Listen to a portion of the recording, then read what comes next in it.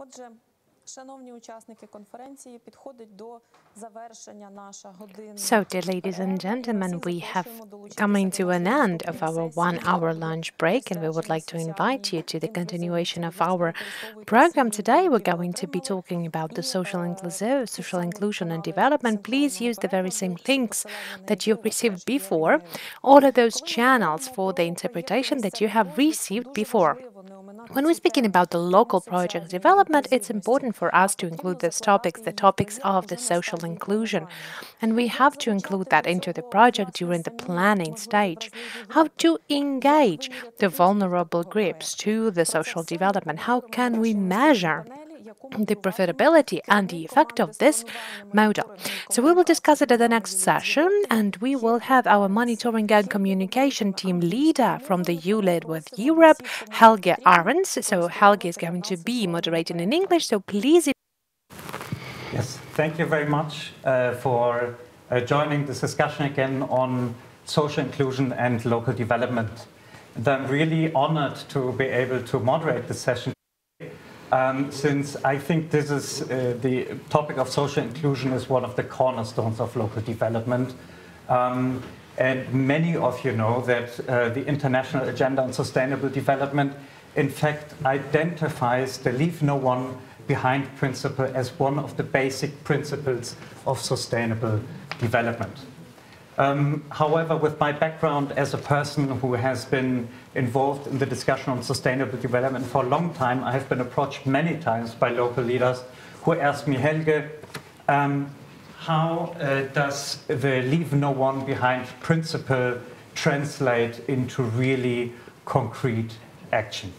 And that's why I'm thrilled that we have this discussion today on social inclusion and local development to really discuss concrete policies and examples on how social inclusion can happen at the level of municipalities.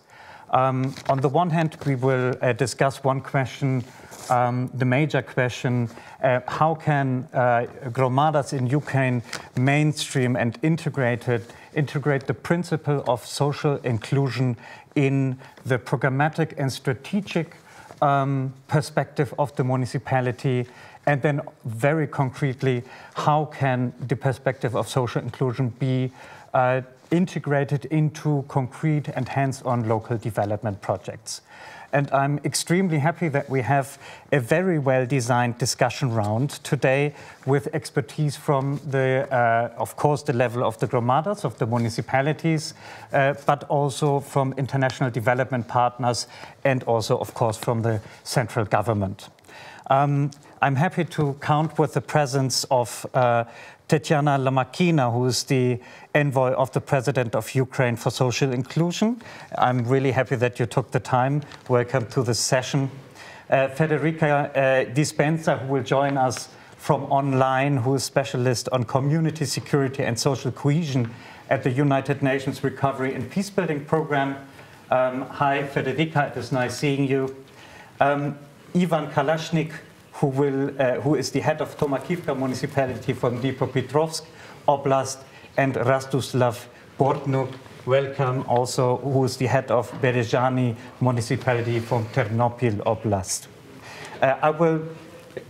We will have a more in-depth talk about your background and your work in just a second. I just would like to say that we invited our panelists to make a maximum 10-minute intervention on their main experience and policies in the area of social inclusion and local development projects.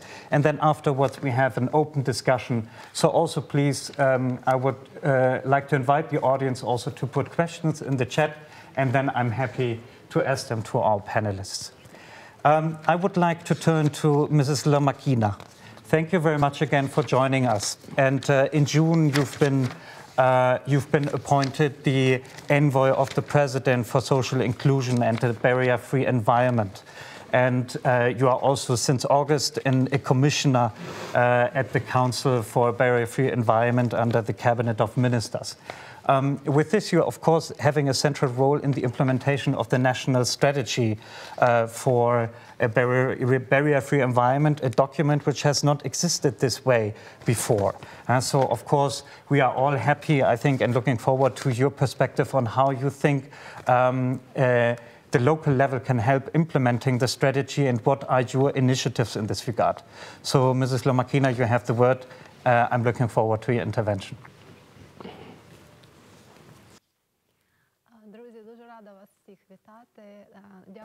Dear friends, it's a pleasure for me to welcome you here. Thank you, dear organizers, for inviting me here today. And I would like to start our conversation about the barrier-less environment with stepping a little bit back. Why the communities should introduce the universal design, convenient services? Why should they create the equal opportunities for every person? As we know, the communities, they have started actively developing because we have the successful people living into those communities. The communities are going to be developing if there's going to be the good level of social capital and human capital in there. They will earn more, they will pay more taxes, and the communities will earn more thus. And right now, the people, they can choose their own place of residence.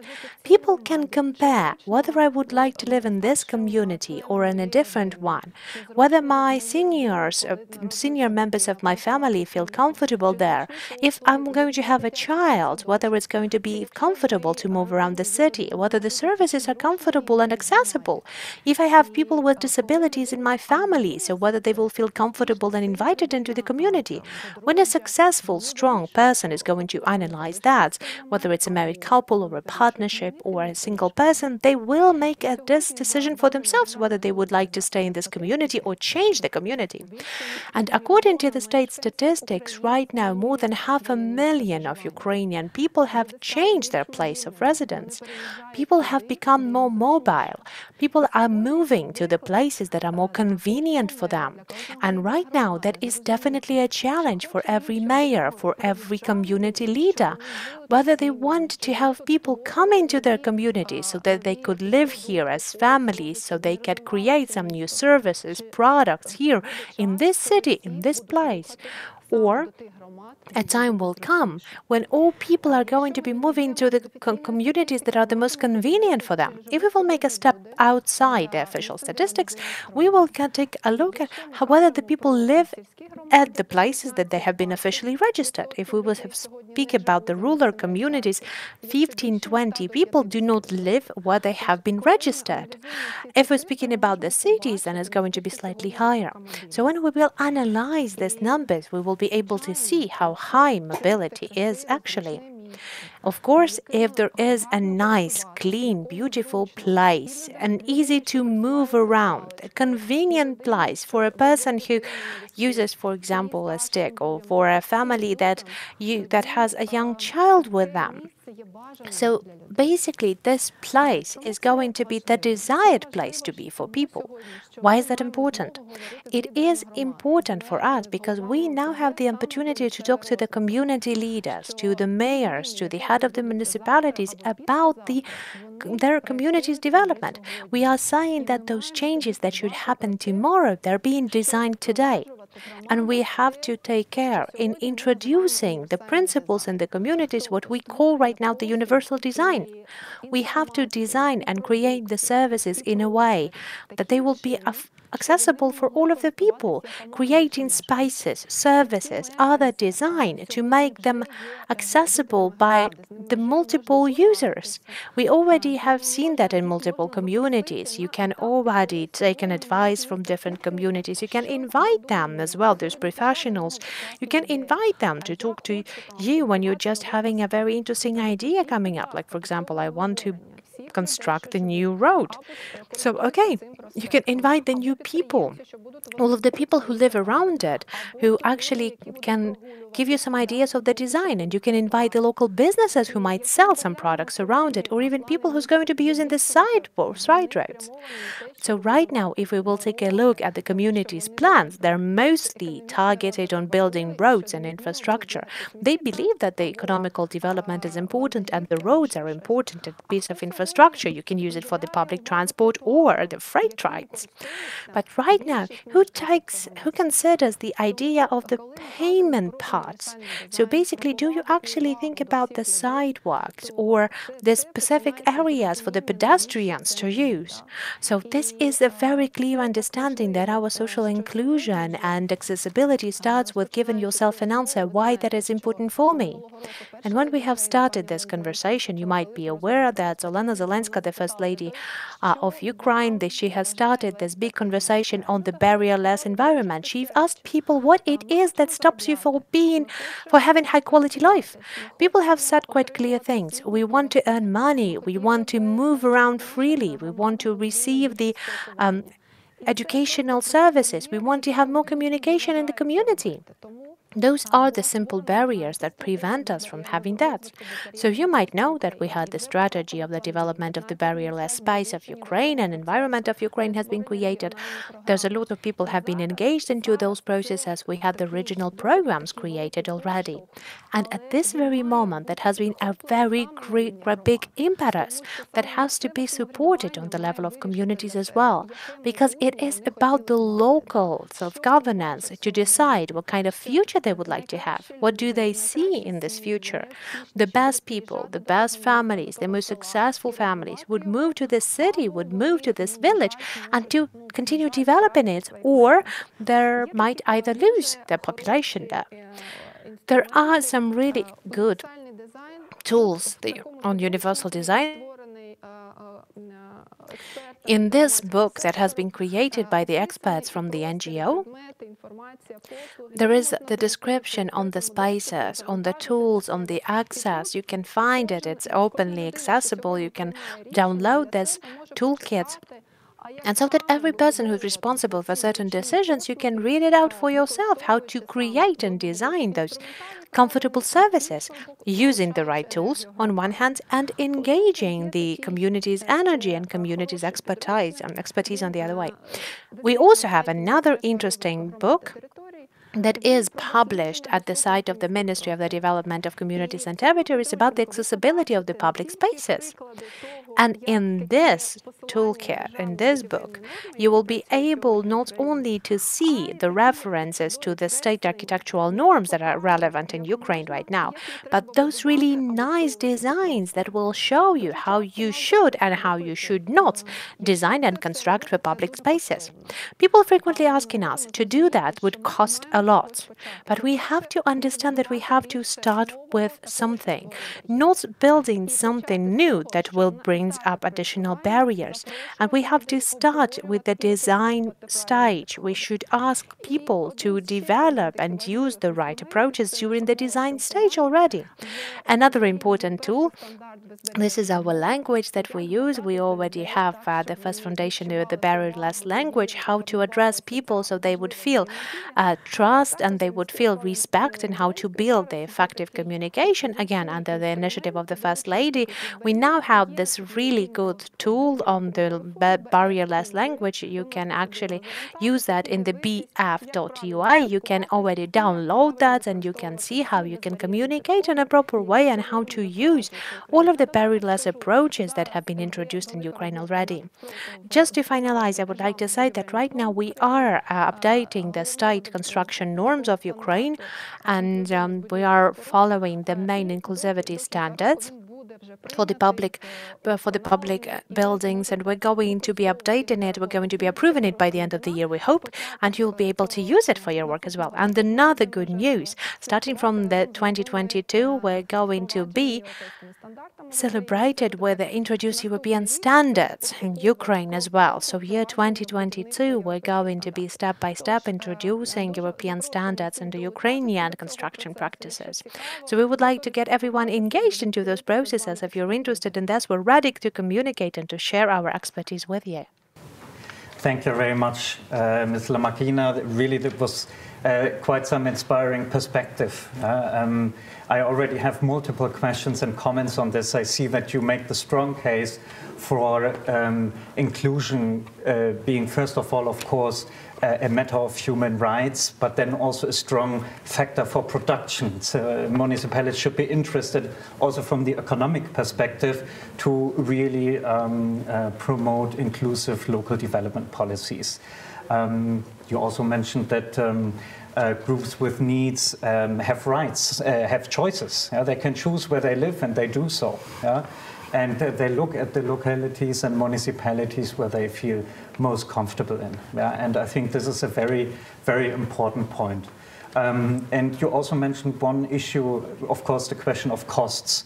And you said, well, does it cost much? Most of the mayors will say, well, where do I get the money from? And here I want to bring on board the international perspective from Federica DISPENZA, who I think will also argue in this direction that the implementation of inclusive policies may actually, in fact, not be so expensive. It may bring about new benefits. Yeah, we just heard in terms of tax income, but also in terms of economic development. Federica, thanks again for being here with us in the virtual room. I'm really much looking forward to your intervention. Just to give a bit of background, you have been working for a long time on local and rural development with a focus on social inclusion. You have a background working at UNDP in different countries, for example, in Yemen, in Pakistan, and in Georgia. Now you are working in Kramatorsk for the United Nations Recovery and Peacebuilding Program. And as a specialist from community and security, on community security and social cohesion, as I already mentioned. We are very much looking forward to your input, Federica, and you have the floor. Welcome again. Thank you very much. I would like to check, since we are in a virtual environment, that you hear me fine. Is that okay? Yes, we do. We hear you very well. Okay, great. Great. I know that we are all used nowadays to connect into this virtual room, but I feel a bit like a dinosaur. I'm a bit afraid of technology. But thank you very much for this opportunity to be part of such a distinguished panel and for sharing my experience that indeed is not long specifically in Ukraine, but it has been long with international organizations and the UNDP in particular. So I have just recently joined the program here in Ukraine, being based in Kramatorsk, working for the United Nations Recovery and Peacebuilding Program, which is basically a multilateral donor framework jointly implemented by 4 UN partners in cooperation with the government of Ukraine. We are very much of an area-based program that has been designed explicitly for the conflict-affected areas in eastern Ukraine, and we're focusing on primary priority needs in terms of stabilization, development of peace, economy, governance in eastern Ukraine after and as a consequence of the outbreak of the armed conflict. We have articulated our activities and priority around some critical components that we believe reflect the priority needs for this region. We're talking about economic recovery and restoration of critical infrastructure. We talk about local governments and local governance need and the support to the decentralization reform. And we talk about community security and social cohesion, which is very much up my own alley. Social inclusion, of course, is completely mainstream and really the cornerstone of all programmatic activities that we are implementing in these communities. And I think that the concept is broad enough that when I prepared for this conversation, I really had to go and look up the definition according to the UN. And if we believe in what the UN says, social inclusion is defined as the process of improving the terms of participation in society with a specific focus on people who are disadvantaged. And how do we do this? We do this through enhancing opportunities, giving better access to resources, voice, and of course, respect of rights. So if we take a socially inclusive approach, we basically encourage the participation of groups of society that are most at risk of being left behind, either as individual or collectively as a group, and engage them in shaping a shared vision for a secure, peaceful future that is underpinned by common development goals. I very much appreciate your introductory remark because, in fact, leaving no one behind remains the cornerstone and the central transformative promise of the 2030 Agenda for Sustainable Development and for the Sustainable Development Goals, which UNDP, together as the rest of the UN family, has pledged to. In fact, it is our commitment to act very explicitly to ensure that those that have been left behind so far can catch up with those who have experienced greater progress, and that their voices and priority becomes an integral part in shaping this picture of the future. And as you rightly mentioned, social inclusion is not necessarily about setting up extensive mechanisms that may require significant investment. In fact, it's not so much about the what or the how. There are many different ways of fostering it, and I will present a couple of examples from our program and our experience in the UN. But it's more about the why. Why is social inclusion necessary for sustainable peace and development? I know it seems intuitive, but there are a couple of points that I want to mention in this sense. Well, first of all, by creating a sense for a shared future vision, we create resilience within communities. We create mechanisms that allow communities to adapt and react to external shock, for example, COVID-19, in a way that does not take it off its development pathway. There is, of course, resilience in redundancy and in diversity, and some of the most innovative and sustainable ideas come from individuals who know how to think outside of the box. On the other hand, social inclusion also creates a sense of belonging to the communities, which is what Mr. LOMAKINA said, which is opposed to the sense of unfairness or injustice that leads to an overall increased level of satisfaction with the standards of living and the public services that we provide.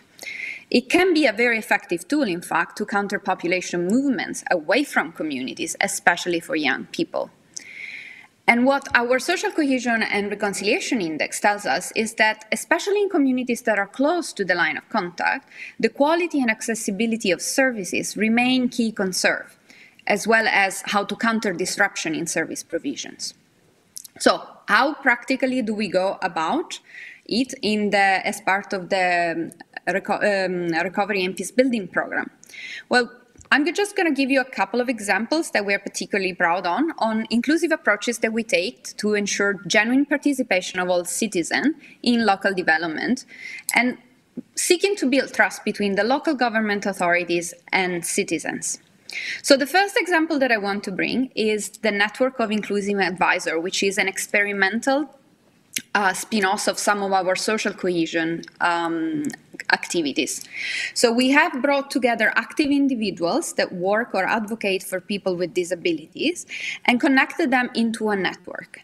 That was specific with these individuals that are members of this network were trained in the School of Inclusive Public Counselor in Luhansk Oblast to interact and coordinate with partner institutions that could be authorities, civil society, business, to advocate for support to vulnerable groups or low-income community members. Since 2021, we are working not only in Luhansk, but also in Donetsk and Zaporizhzhia Oblast. We have 25 CSOs in the network so far, and all the work that these advisors do is purely voluntary. What the Network of Inclusive Advisory does is the regular monitor infrastructure, public infrastructure for accessibility and inclusiveness, especially in public spaces.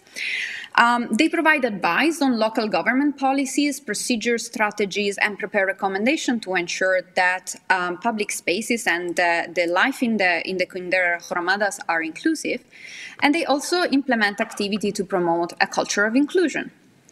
So, for example, in 2019, this network has carried out jointly, together with the Department of Social Protection in Luhansk Oblast, 78 visits to 78 locations that were analyzed in terms of their accessibility, and the results of the analysis became the basis for a permanent working group that has been created under the Department of Social Protection in the Oblast State Administration, and also has become the trigger for the creation of a joint regional program that is called CARE.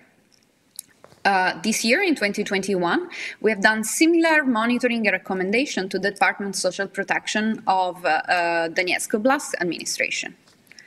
And this network of inclusive advisory also gets involved in solving system or mediating conflict where people with disabilities are a party to the conflict. So, for example, when it comes to inclusive transportation, we have had several cases of conflictual discussion with people with disability that include experts from this network of inclusive advisory. The second mechanism that I briefly want to mention, because I'm cognizant of the time, is what we call a community security and social cohesion working group. We have 59 of these working groups in Luhansk, Donetsk, Zaporizhzhia, Kherson, and Zhytomyr. And it's a mobilization tool, basically, that was launched initially in 2017 to work as a dialogue platform within community, an advisory body that would enable decision done by the community. The groups are formed by community service providers, by NGO, leader of initiative groups, local authorities, local enforcement agencies, private sector. It's a very diverse type of group. And over time, this has become more than just a dialogue platform. It has taken a very multi-sectoral approach and a tool to operationalize human security, human development, and building state paradigms at local level. It's basically a democracy tool in itself. Over the course of their life, we have found that we have financed more than 100 projects in the different areas of civic initiative that are co-financed by local budgets that make life in the communities better or more inclusive.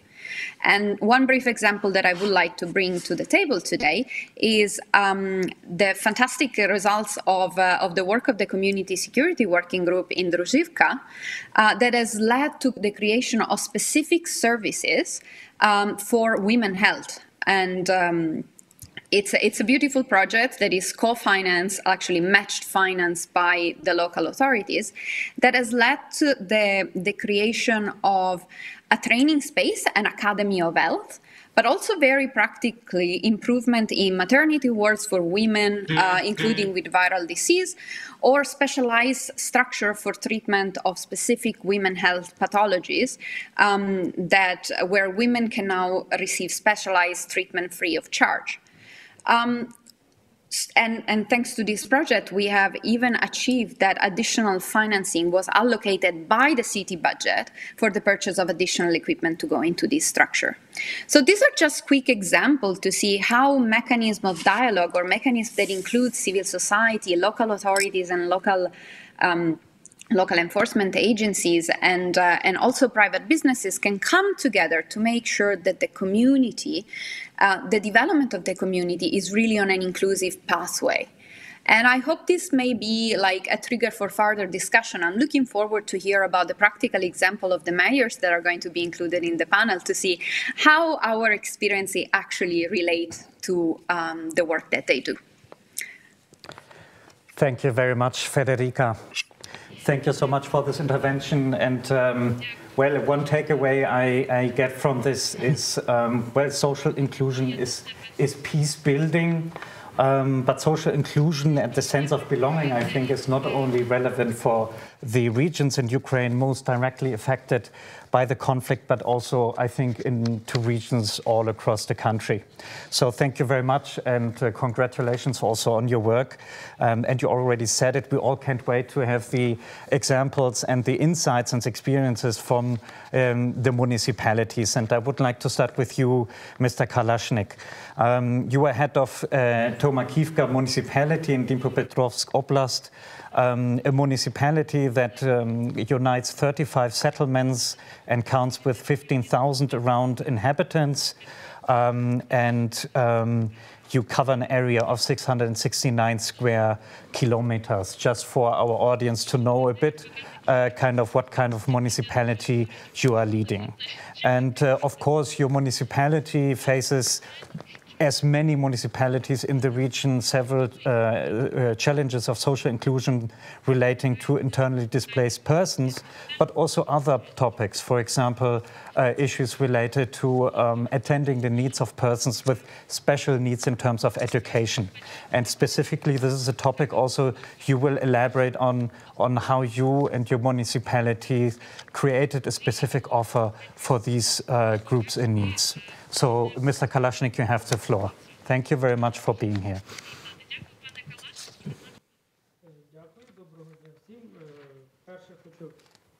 Thank you. Good afternoon. First of all, thank you for inviting me to this forum. I'd like to express gratitude to GIZ, our partners, and You Lead with Europe. Thank you for these long years of cooperation. Thank you for inviting me. I'd like to congratulate us all with our professional holiday. I'd like to wish some prosperity, stability, not just in your communities, but in your families and in your professional life as well. And I'd like to go to my presentation and tell you how we managed to implement some of the projects what we started with. So our community, as it was already mentioned, 35 settlements. We do have approximately 15,000 people. One of examples how we actually managed to implement the project for IDPs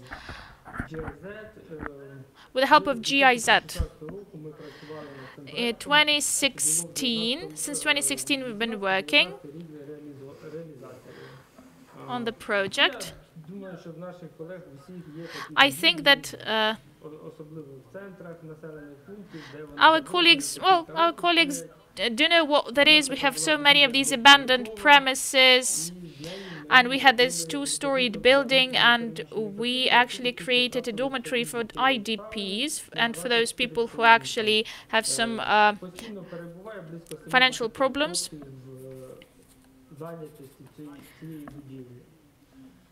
So it's usually filled at 70% of its capacity. So concerning the inclusion, as we had the decentralization reform, our community actually got these territorial centers, as these were called. We reformatted these in administrative service provision centers, and we call this a step towards. Next to this dormitory, actually, with the help of the GIZ, we refurbished the premise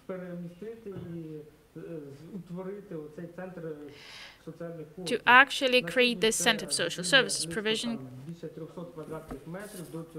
200 square meters, approximately, the spaces, and before that, all the employees had only 67 square meters, and we have more services provided. Therefore, there are 4 units in this center. It has very good infrastructure.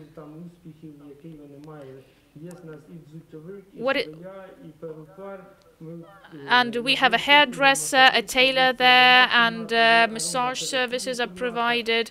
Children's room, aromatherapy as well as there. So even the laundry room. And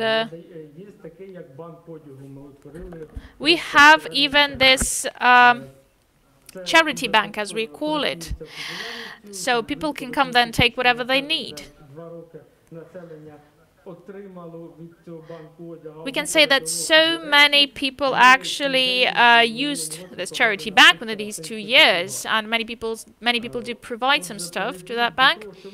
So I'm coming to the following. So what we managed to get last year, 2 services were added. So now we have a special unit established with the support of international partners as well, with the GIZ support.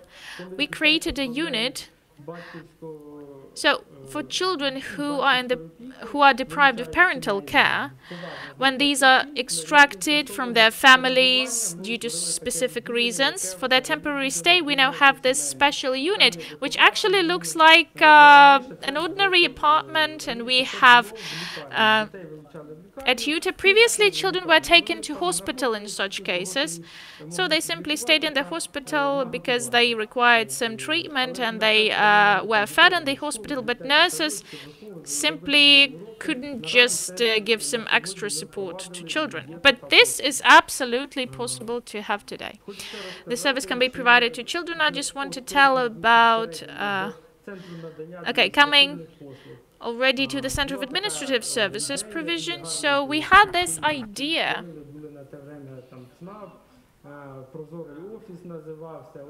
Okay, we've all seen those transparent offices. I was inspired with that idea.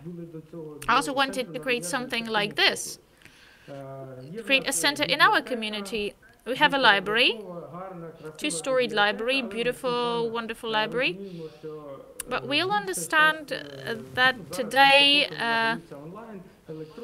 mostly goes online, everything is circulating in digital space, and for us to promote the librarian services, we actually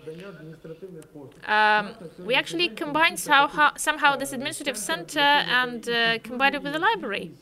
So basically we mixed the culture, the social aspect, and the administrative services. And with the support of GIZ, You Lead with Europe, and from local budget, we allocated money to launch the service. And I want to tell you about our Inclusive Resource Center, which was also established in our community. It's functional, and we have many qualified ladies working with children there, and provide services to neighboring communities in the framework of municipal cooperation. Yeah, and we move further. So, about the educational needs. Those people who present the vulnerable categories or people with special needs, but of course those who have special talents and skills. So, we had this project implemented with the support of the presidential program Great Construction, and we also took money from the regional budget. We reconstructed this educational complex. And there was a requirement and the need to have this barrierless access to this premise. So they wanted actually to almost destroy the school first, to install the elevator.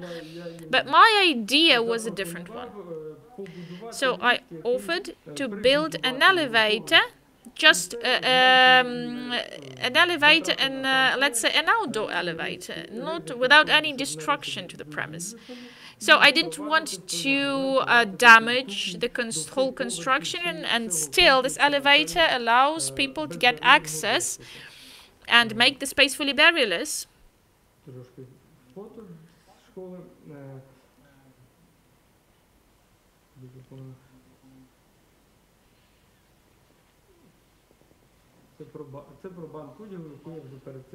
Oh, and this is our charity bank I told you about, and one of the important stages within the project that we implement, and this project had actually, well, in my opinion and in inhabitants' opinion, this project was really critical for us. So the participatory budget,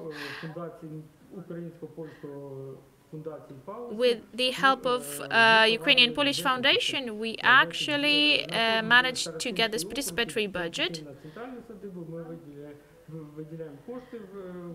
So we allocate money every year, a certain amount of money, for people to have an opportunity to apply with certain ideas. Even if we don't implement these ideas, they give very good ideas sometimes.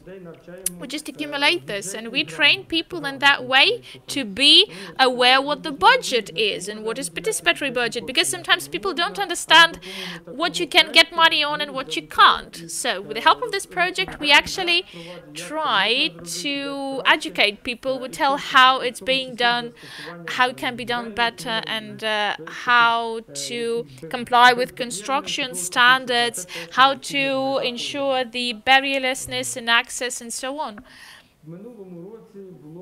Last year, we implemented within our territory, we've implemented this project of the social bus. We have 35 settlements and quite an extended geography within the community. We had a big problem with it.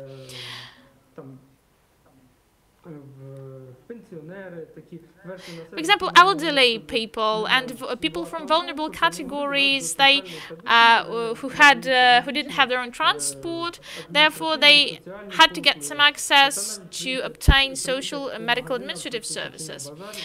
And for them it was, for example, really hard to go to the market or to the shop. So last year we launched this free of charge social transport bus.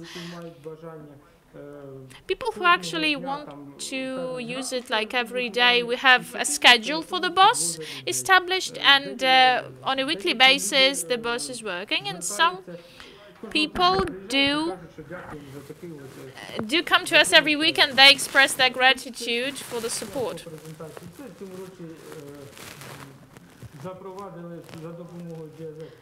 So we've managed to implement this together with GIZ. For our social service employees bought these bicycles to make it faster for them to reach their clients. I just want to tell you a small story. 6 years ago, I wasn't head of the community. I remember someone's calling me.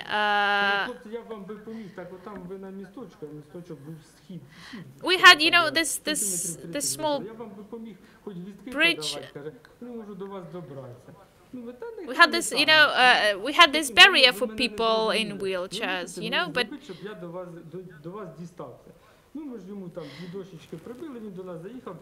so we had a person in a wheelchair who had some problems with entering the premise, and they started asking me, like, how can we help? So I found some 2 wooden pieces, and well, I tried to do at least that. But every time now we try to implement any inclusive project, I ask that man in a wheelchair if we are doing this properly.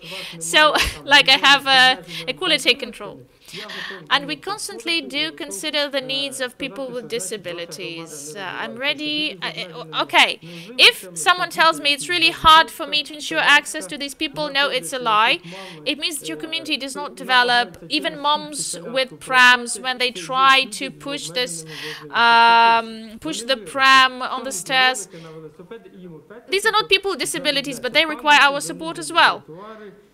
So we need to have these lowered pedestrian zones. We need to have the ramps. We need to have everything. Thank you. Thank you very much. Yeah, this was indeed exactly the insights we need in this discussion. Yeah, on these various perspectives you just mentioned. I can see that you have not only focused on one project, but you have a variety of development projects that can, in fact, attend the needs of various groups. As in municipalities, we have this multidimensionality of social inclusion, which is a challenge. And I also like the perspective you brought in. How is it specifically with municipalities that have a large territory, and how to connect settlements, and what the connectivity between settlements means also to have access to social services and social and other social provision, social services indeed. And I would like to now come to the second experience, and I would like to bring you on board, Mr. Bortnik, who presents Berezjanska municipality in this international expert exchange. But in fact, I have to say, you yourself represent international expert exchange, as you have, in fact, quite some experience in Austria as an architect, working there for several offices and implementing, I read somewhere, up to 100 architectural projects. We could have this discussion in German, but then I think few people and the translators would not be able to follow suit. So I really appreciate that you nevertheless participate and share your experience here with us. Just to give you and to the audience a bit of background on Berezhanska municipality, which is located in Ternopil Oblast. It has 21 settlements, covers an area of 242 square kilometers, and has 27,000 residents. And now we are, of course, very much interested in hearing your perspective on your plans and perspectives with regard to designing socially inclusive projects. You have the floor.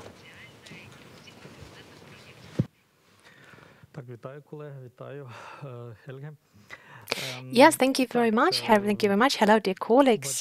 Yes, well, I think that a lot of people have already known and that last year I won the elections in our Berezhany community, and before that, for more than 17 years, I have been lived and have studied in Austria, and I have been working as an architect for multiple years, and as throughout my professional activities abroad, I have met and have faced multiple projects abroad, and I have been working on the multiple socially important projects, the social residences, the houses for the elderly people, and worked with the educational establishment for the overall population.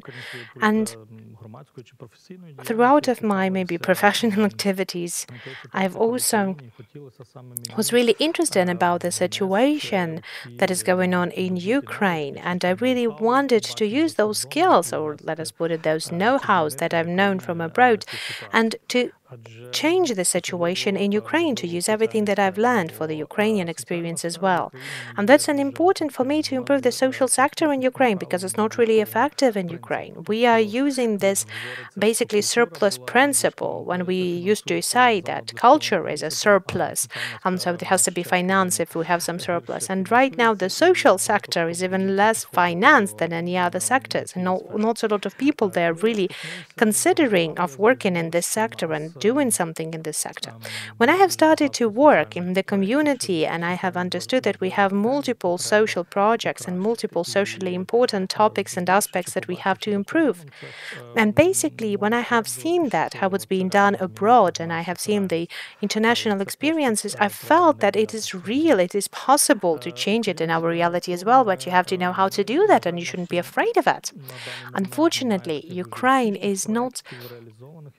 doesn't yet have those successful projects, as my colleagues from the Dnipro region has told us, but we are actively working on those ideas too. We have now applied with our 2 projects for the You Lead with Europe programs. We do hope that our projects will be considered and we will be able to also have some support from You Lead with Europe. Maybe that's not that much even about the financial support, but maybe that's about the expertise that your program can provide to us as well.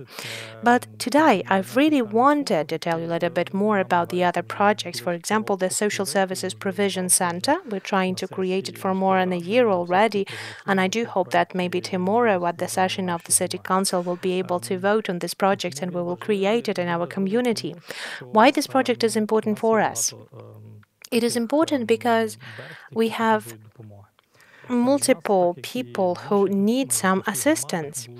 In our community, as throughout the communities and municipality, we used to have the district and the territorial social centers. We used to have our own district centers for the protection and the social services for the vulnerable populations, and the territory of our community. We had a private and, let us say, religious center for the support of people with disability.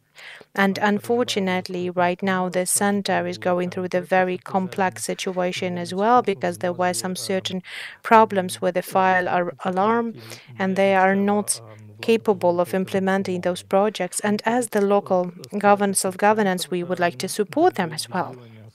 We really would like to create the social center so that we would have the opportunities to provide the social support at home, that we can also provide them social support at premise to support both children and people with disabilities. We would like to provide them support for the people, for the seniors and for the vulnerable population of Ukraine. It would have been really good for us as well to create specific departments who would deal with people under complex complex life conditions. We're speaking about children, we're speaking about women who suffered the domestic violence. We really would like them to have some kind of a shelter, to at least have the opportunity to have a moment of calmness with themselves. We should also not forget about the veterans of the ATO coming back from the war and internally displaced persons. So we have to create and develop all of those issues and all of those centers and services in our community. And we also have had a clear vision that these projects should not only be provided some kind of a financial support from different funds, but the participants of these projects, they should also play some certain role and have some work to do.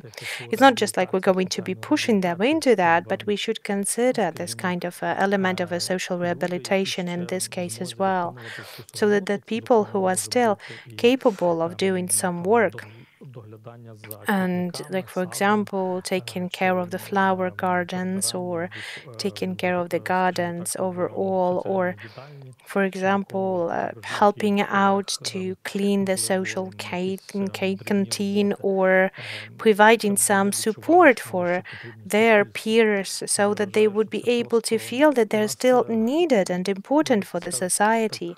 And I do believe that it's good as well. I think that maybe that will sound quite rough, but sometimes it seems like when people are being acquainted to the geriatric departments, they are being treated really badly. But we want them not to end up their life, but we want them to enjoy the life that they've still left.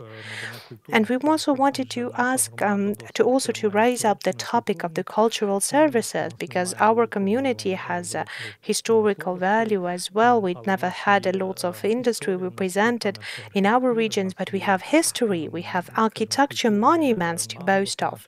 We have the cultural emphases for our community, and we would really like to provide some cultural services as well.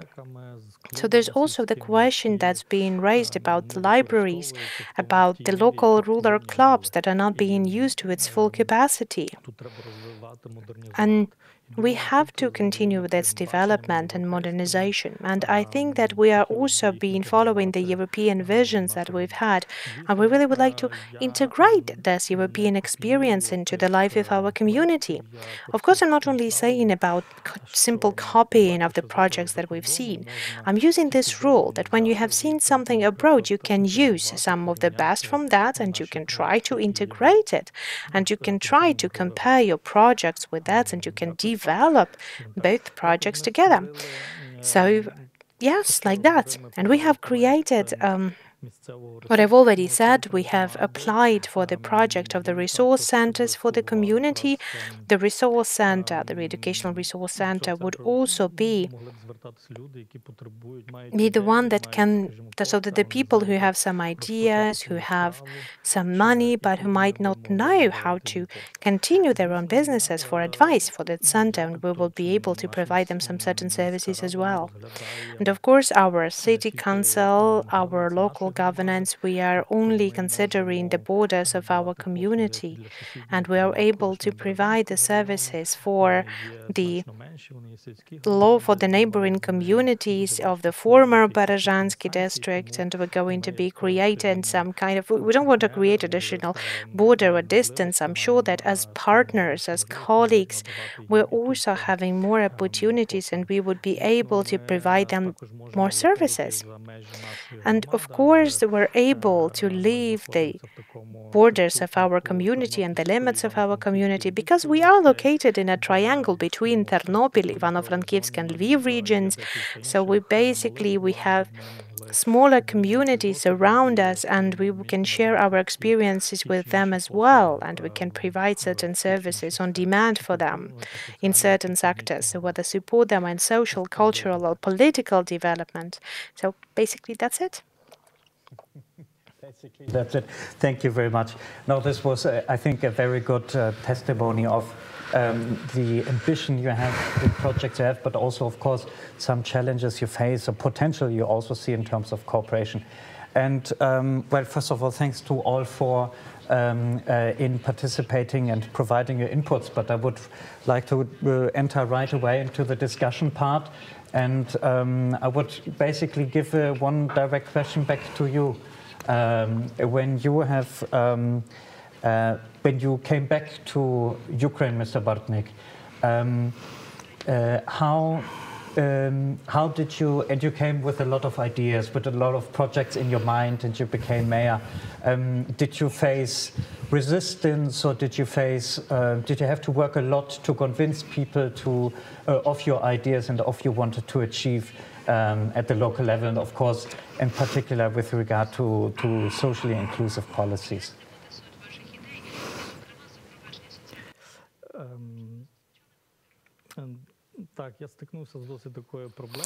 Well, yes, I faced this problem when, even at my electoral campaign, and I've had, my campaign was built on 121 point of development of my community.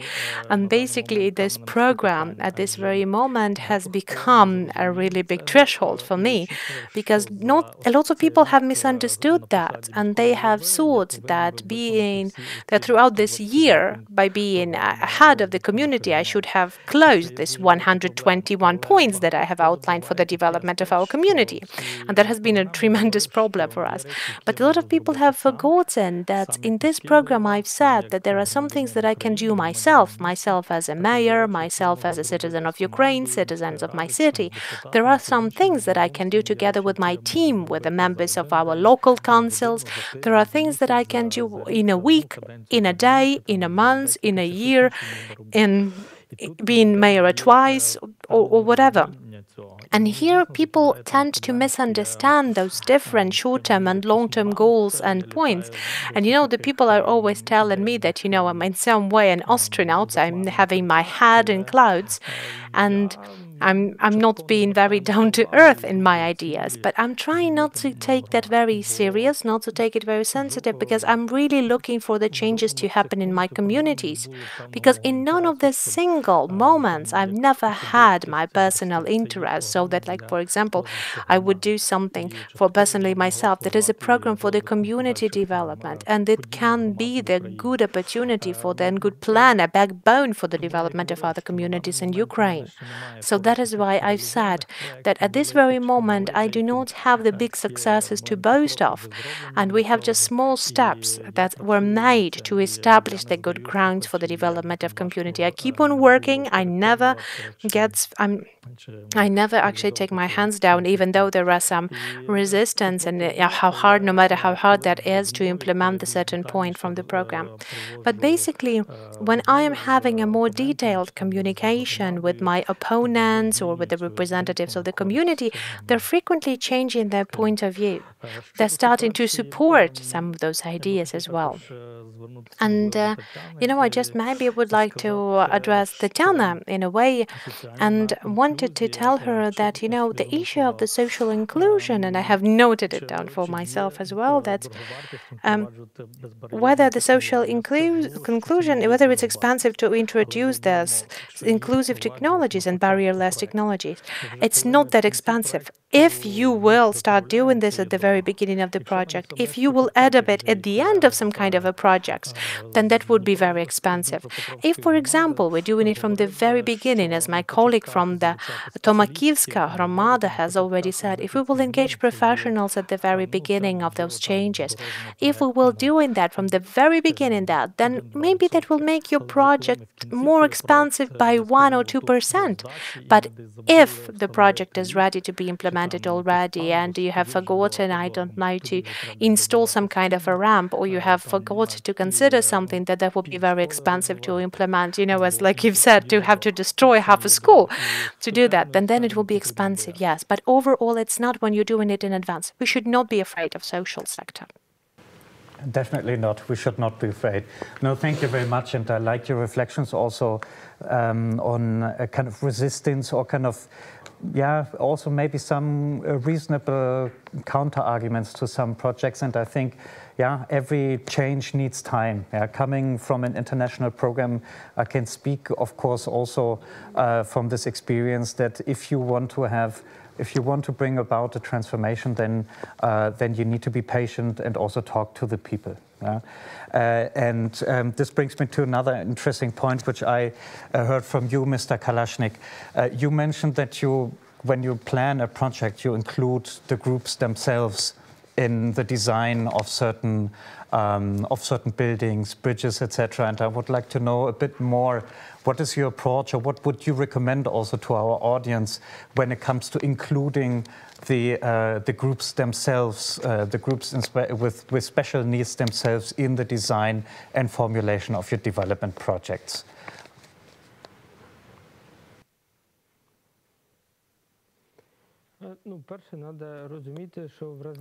Well, first of all, we have to understand that the vulnerable groups of population, those are the people who have their own vision of the world. So basically you have a different point of view. Sometimes maybe due to their disability, they have a different angle of how they see the world. So the first and the foremost important thing is to ask, what is that they want? How do they want to see this world around them? And then when you hear their answer, you already have the reality of how can you include their ideas, their vision, their treatment of life in the base work, in the foundation of this project, whether it's going to be a material project or a non-tangible project. You will have to understand whether it's be possible, feasible to implement, and what is going to be the interpretation for the different projects. How can you use their vision in your project? Then it's going to be much simpler for you to implement, and then you will know that you've actually made something that is actually needed for all of the groups of your population, something that will fit everyone.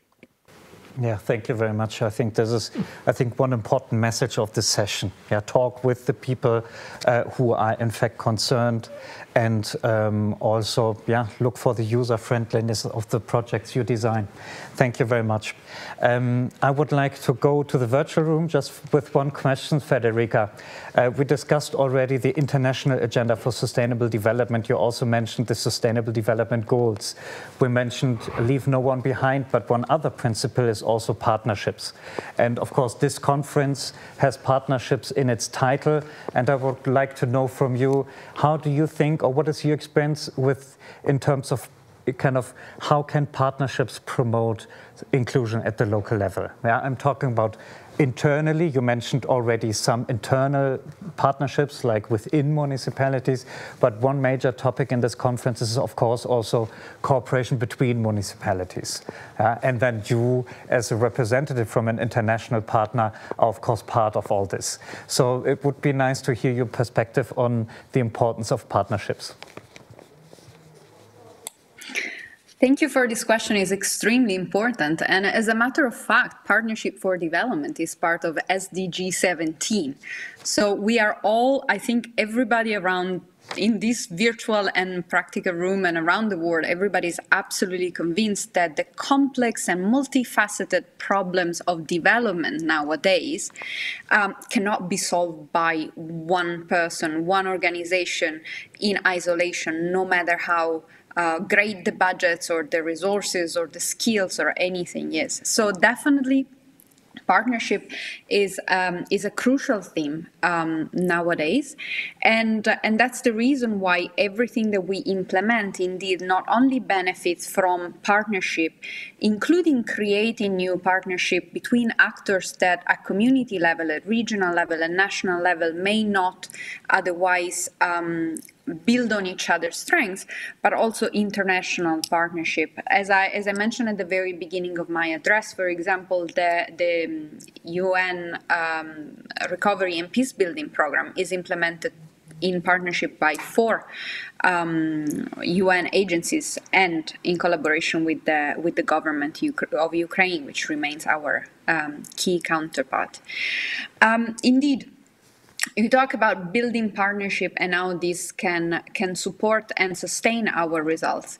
As a matter of fact, the work that we do every single day is also about connecting different municipalities, about connecting different experiences in the regions that we work in. For example, all these community working groups that I have mentioned in my initial remarks are now connected at regional level as an opportunities for exchanging experience and learning from problems, it has an incredible transformative element and transformative role when these people come together and discuss what the priorities are in their communities, how similar they are about what you do, and how can we get together and build on each other's strengths and build on each other's specificities in order to create something that is sustainable at a different level. And that's why I believe it's so important that the work that we do at regional level, and for us specifically in the East, is connected to the overall work of the international community at national level, because indeed there are some specific circumstances attached to the Eastern conflict affected areas. But a lot of the work that we do in support of the decentralization process, in support of building strong, responsive institutions at regional level, at Ramada level, can be mirrored or can learn from partnerships that are established beyond this region. And I entirely appreciate the opportunity of speaking at this conference, especially because it is eye-opening to see the experiences that others are having and how similar the circumstances and the challenge they have encountered. I do remember when we had these remarks about the elevator and the fact that now every new infrastructural project that we do is a reality check with representatives of people with disabilities. That's exactly the work that we're trying to do, and I would actually be looking forward to linking up with this community and see how we can mutually benefit from our own experience. So in two words, indeed, sustainable development and obtaining sustainable results is definitely only possible if we look across our own area of specialization, across the divide, across different experiences, and all together try to think outside the box. It is a work that we do by sourcing local innovation at all across Ukraine and see how we can possibly learn from it and adapt it to the context that we are working in. Thank you very much, Federica. This was very helpful. And what you were saying also about innovation brings me to, I think, an important reflection also, which came out of this session, is that municipalities and gromadas, they can serve as an area for experimentation. There are successes, there are some failures, but as long as we learn from these new initiatives, I think we will always be on the path to progress. And the question is, of course, how these experiences are being picked up then at the policy level, at the central government level as well. And I would like to ask you, Ms. LOMAKINA, what are your, of course, first of all, plans for the future to attend kind of the challenges that municipalities face at the local level? So what is coming next? And also, how can these experiences also feed in this process and the discussion and reflection you will lead in the future? So I would really much appreciate your reflection on this.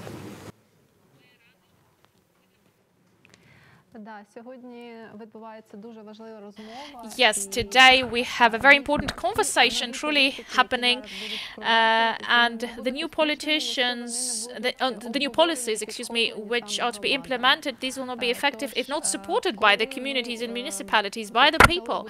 And when we started creating the strategy of barrierless space in Ukraine, we involved NGOs, expert community, international experience was incorporated in everything that was designed. It was constantly tested and adapted, not by the key representatives, but the representatives of the civic society from various settlements, various regions, more than 230 people.